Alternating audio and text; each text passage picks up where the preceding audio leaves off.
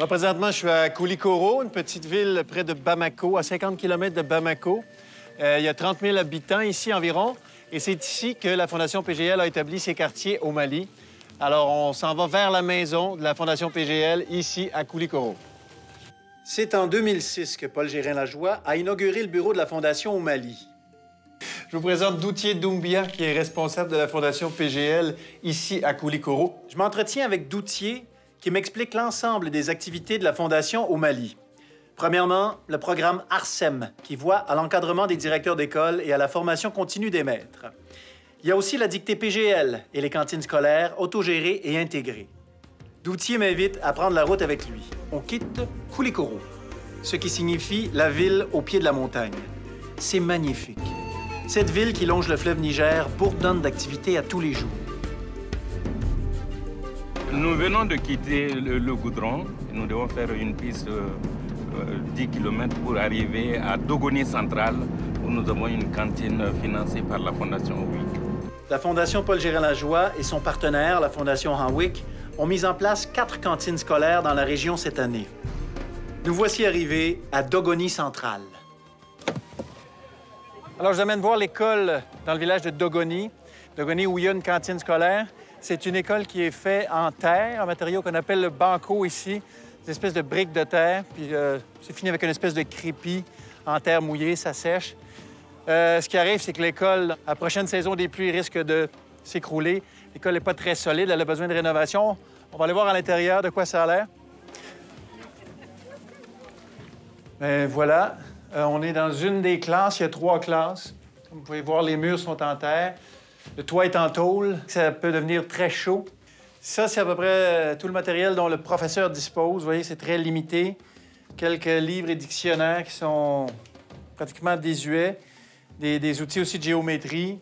Ça aurait besoin de rénovation. En fait, ici, l'infrastructure est vraiment défaillante. On aurait besoin d'une école. Puis, malheureusement, jusqu'à maintenant, il n'y arrive pas. Et justement, la Fondation, bien, on travaille pour améliorer les conditions. Ça peut être des fois, justement, des infrastructures ou du matériel scolaire. Bien, c'est un cas probant. Ici, il y a un besoin criant, c'est clair. Cette réalité de la commune de Dogoni est la réalité de bien d'autres écoles au Mali, me raconte Doutier. Mais en voyant les enfants qui se présentent chaque jour à l'école, on peut se dire qu'il y a beaucoup d'espoir. Maintenant, je vais rejoindre Doutier, qui me fera visiter un peu. La cour de l'école, elle est propre. Et chaque matin, avant de commencer les cours, les élèves ramassent et balayent la cour. Vous avez ici le drapeau malien. Chaque matin, avant de commencer les activités à l'école, tous les élèves et les maîtres doivent participer à la montée des couleurs. Attention pour la montée des couleurs. Envoyez. Il faut que les enfants, déjà à bas âge, arrivent à comprendre que l'un des premiers signes du patriotisme et du civisme. Nous arrivons comme ça dans le jardin de l'école ici. Les produits vont être vendus pour l'achat des fournitures, mais les maîtres viendront dans ce jardin pour montrer aux enfants les techniques de culture. Les jardins scolaires de la Fondation Paul Gérin-Lajoie, quelle bonne idée! Et sur l'heure du dîner, on a beaucoup de collaboration. Action!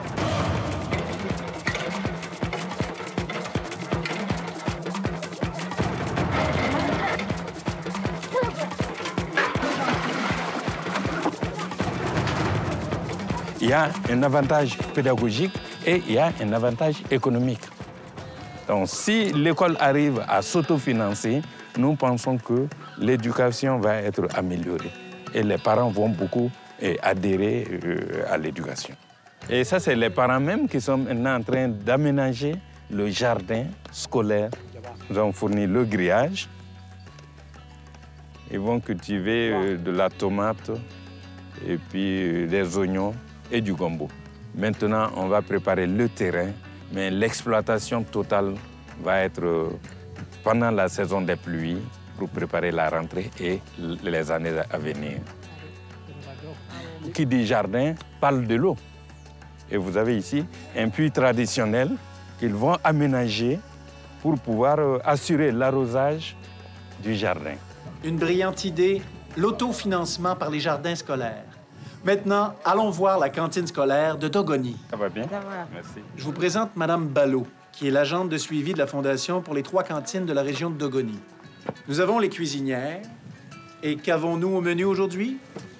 Des haricots. Oh, le haricot, parce que, tout simplement, vous savez que dans ce milieu-là, on n'a pas toujours accès à la viande.